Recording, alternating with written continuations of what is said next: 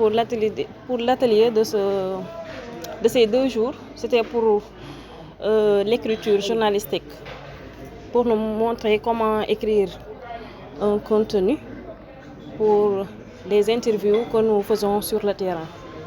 Et après l'échec, il y a des migrants de retour qui ont un problème psychologique. Ils ont des histoires à cacher et c'est ce qui impacte parfois leur vie, leur insertion sociale au niveau de leur quartier ou de leur famille. Bon, cette formation peut changer beaucoup de choses parce que ce qu'un migrant de retour ne pouvait pas dire devant sa famille ou ses amis, il va le dire devant ses amis pères parce qu'eux aussi, ils ont enduré ce qu'il a vécu. Donc ça va l'aider à s'exprimer, à se libérer et à recommencer une nouvelle lancée. Ce que ça va nous apporter par rapport à notre vécu, en est qu'au début, lorsque nous étions là, nous étions retournés, il y avait quelque chose qui passait dans nos têtes qui nous bloquait en quelque sorte. Donc, comme le fait d'aller de façon clandestine au retour, il y avait des moqueries au niveau des familles et aussi par rapport à tes amis à qui tu as laissé ici, comme ce fut mon cas. Lorsque j'ai parti, j'ai laissé mes amis à l'université. Donc à mon retour, j'ai trouvé que beaucoup d'entre eux ont des appels. Oui, à mon retour, cela m'a beaucoup traumatisé l'esprit, ça m'a beaucoup fatigué, pour se dire la vérité. Donc, lorsque le jour où j'ai commencé à faire cette formation, c'est ce jour-là que j'ai commencé à me poser et à me retrouver petit à petit. Ça nous a donné la confiance en nous-mêmes, puisque ça permet de revivre ce que vous avez fait, mais de façon ensemble. Parce que même si c'est dans le même carnaval, mais chacun a vécu un vécu qui est un peu différent du vécu de l'autre. D'abord, l'atelier consiste tout simplement à essayer de les regrouper en focus group dans lequel vraiment ils auront la latitude d'exprimer, en tout cas de s'exprimer. Essayer au moins d'avoir cette liberté d'expression, comme on le dit, leur permettant d'évacuer quelque chose en rapport avec leur vécu.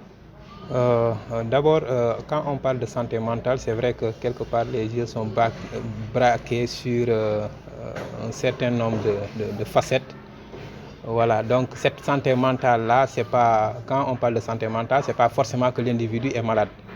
Parce que déjà la maladie, le plus souvent, on a une connotation un peu bizarre de la maladie. Parce que déjà la nervosité peut être considérée comme une maladie. C'est vrai que le plus souvent nous on parle de troubles, pour ne pas dire maladie, autant pour moi. Donc c'est pour appesantir, en tout cas, comment ça s'appelle, alléger en quelque sorte les termes, pour ne pas qu'il y ait des connotations bizarres. Donc le rôle du psychologue par rapport à ces genres d'ateliers, c'est au fait de permettre à la personne en tant que telle, ou bien aux personnes en tout cas qui sont les différents en tout cas membres du groupe, d'avoir cette latitude-là, comme je le disais tantôt, tout simplement d'exprimer cette lourdeur-là certainement qu'ils ont vécu pendant très longtemps, pendant cette trajectoire-là, cette trajectoire qui est vraiment fâcheuse ou difficile. Ça pourra au moins, parce que déjà, il faudrait comprendre que c'est un environnement restreint de 10 personnes dans les normes, pour ne pas qu'il y ait vraiment un très grand nombre. Ça pourrait en tout cas bloquer certains parages.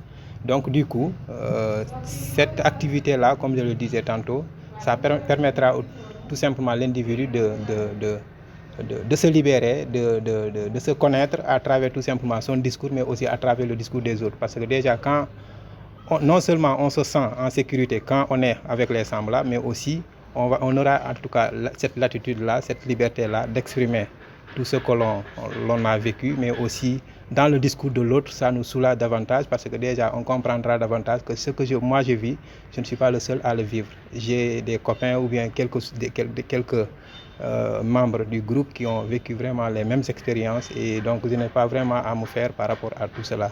Donc là, c'est le premier soulagement. La parole, exactement, c'est-à-dire le rejet comment ça s'appelle, le rejet du vécu intérieur à travers la parole, exactement, c'est un remède. Parce que quelque part, c'est quelque chose des pulsions internes, de l'énergie négative qui est en train vraiment de se sortir à travers tout simplement la parole.